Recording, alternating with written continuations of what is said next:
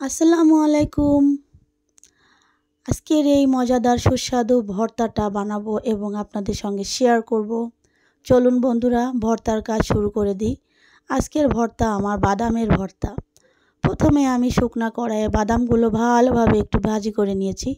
তার ভিতর দিয়ে দিলাম আমি মাত্র শুকনা মরিচ দুইটা শুকনা মরিচ দিয়ে একটু ভালোভাবে ভাজাভাজি করে কয়েক কোয়া রসুন দিয়ে দিলাম। রসুনটা একটু হালকাভাবে ভাজি করে নিয়ে বাদামটা আমি নামিয়ে নেব। এখন চলে যাব বাটাবাটি করতে। আমি শিলপাটায় রসুন, লবণ এবং শুকনা মরিচটা একটুখানি পানি দিয়ে বাটাবাটি করে নেওয়ার পর দিয়ে দিলাম বাদাম ভাজিগুলো। বাদাম ভাজিটাও বাটাবাটি করে নেব সুন্দর করে, একটু ফিনিশ করে। এই কিন্তু ভর্তার কাজ শেষ নয়, এখনও আরও অনেকটা কাজ বাকি আছে। ভর্তা বাটতে গিয়ে একটু শুকনো হয়ে গেলে হালকা একটু পানি দিতে হবে।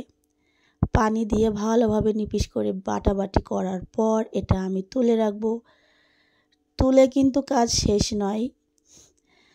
বাটাবাটি করা হয়ে গেলে তারপরে দিতে হবে একটুখানি চিনি এবং একটুখানি সরিষার তেল এবং চিনিটা দিয়ে ভালোভাবে একটু মাখাঝোঁকা করা হলেই কিন্তু আমার ভর্তা কমপ্লিট।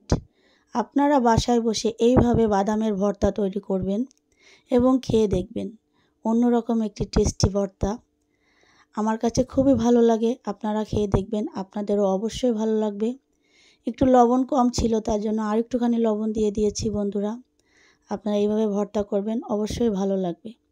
আমার জন্য সবাই দোয়া করবেন, সুস্থ থাকবেন, ভালো থাকবেন। সবার জন্য রইল শুভকামনা। আল্লাহ হাফেজ।